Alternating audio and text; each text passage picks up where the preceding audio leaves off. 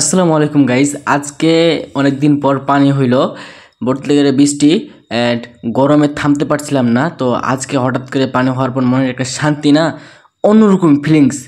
ভাই পানি হয়েছে কোন টাইমে জানো? 2টার সময়। ওই যদি হইতো 1টার সময় তাও অনেক বেশি মজা অ্যান্ড শান্তি পাইতাম, গোসল করতাম।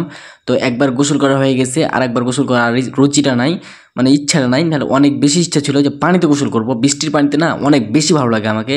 মানে মনটা কলজাখানটা ভরে যায়, বুঝছো? এই কলজা না সেই কলজা, ছোট্ট খানটা কলজা আছে, ওই কলজাখানটা শান্তি পাই।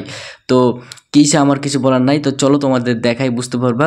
আর যদি ভালো লাগে তাহলে অবশ্যই একটা মানে লাভ রিয়াক্ট দিবা, আর নাহলে পালাবা। ফেসবুক পেজ থেকে যারা দেখতেছো অ্যান্ড একটা কমেন্ট করবা ফেসবুক পেজ থেকে যারা দেখতেছো যে ভিডিওটা কেমন হয়েছে। আর যারা ইউটিউব চ্যানেলতে দেখতেছো তারা অবশ্যই একটা সাবস্ক্রাইব করে দিবা, বুঝছো?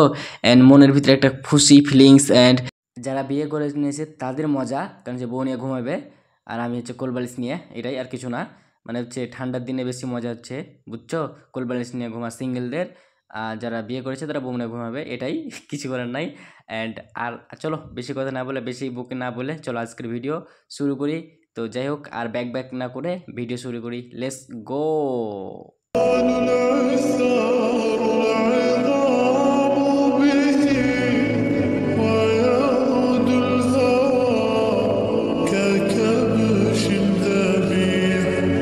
আর আল্লাহর রহমত কি একটা নিয়ামত যে 2টার সময় পানি হয়েছে।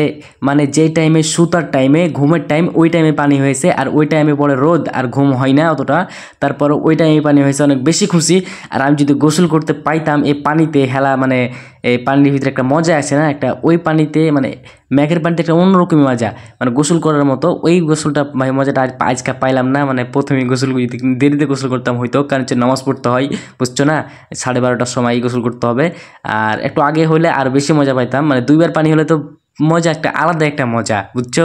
অ্যান্ড যাই হোক, দেখো আকাশে, দেখো আকাশটা, দেখো ওই নীল। অ্যান্ড দেখছো ভাই, আমার ক্যামেরা অতটা ভালো না, যদি তোমাদের দেখাইতে পারছি ভালো করে, যে পানি মোটামুটি হইতেছে। আকাশের অবস্থা কিন্তু খুব মেঘলা মেঘলা আছে। অ্যান্ড এই দেখো ঝড়ে কিন্তু গাছগালা লড়তেছে ঝর্ণা পানিতে।